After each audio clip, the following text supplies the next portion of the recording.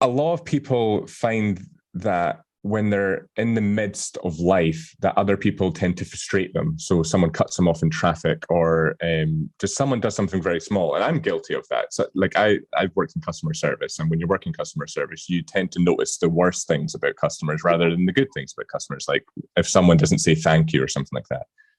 So what would you say to someone who is struggling with being frustrated with other people? Is it just to open their eyes a bit and try and notice the positive more?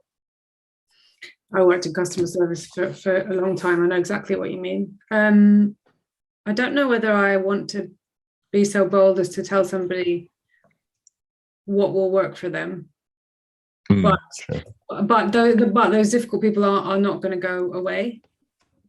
And sometimes the people that I observe are being difficult, and that's interesting. And I sort of wonder what motivates them. I often wonder what motivates people.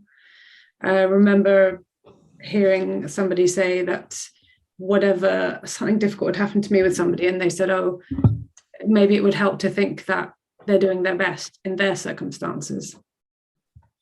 Right. And the thing is, you know, that might sound a bit, but if that is true, then you get to let go, because you get to go, oh well, you know, they were awful to me, but they were doing their best, and it doesn't pull you kind of in, I guess, to how they're feeling. There's always something else to notice, though. If there's somebody shouting or being, you know, whatever at you on one side of your vision, there's also a snail trying to get across a really wide bit of tarmac in the park, and you know that's interesting. And are you going to help them, or are you going to intervene? Are they trying to get to their friend?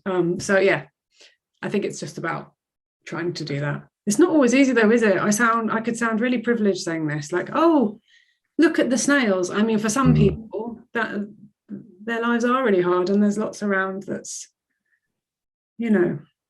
Yeah. I think one thing that helps me is that I studied a master's in philosophy. And so my big topic in philosophy was free will. And so I was studying the fact that some theorists, and I think I'm included in that, do not believe that we have any free will. And so most people would think that that's a negative thing, that like our achievements aren't our achievements and our failures aren't our failures. But the positive thing for me is that you can be more empathetic towards other people because they didn't choose their circumstances. So if someone's rude to you, you automatically think, well, something bad's happened in their day, or something's bad's going on in their life. That it's not me that's made them annoyed, it's something else that's contributed to it. And that makes you a bit more optimistic about humanity, because it's not that people are horrible, it's just that their circumstances could be horrible, which they didn't choose. Yeah, and the positive thing about that is maybe if their circumstances change, they would have the opportunity to change as well. And also that nobody wants to feel like that. And the person who is being really, you know, the really difficult driver or whatever, they're not loving that feeling. It's how they're coping for some reason. I mean, this is no training to saying this, it's just an instinct, obviously. Well, I always think like if someone cuts me off in traffic, or if someone's speeding, or if say like a server gives me bad service or something like that, I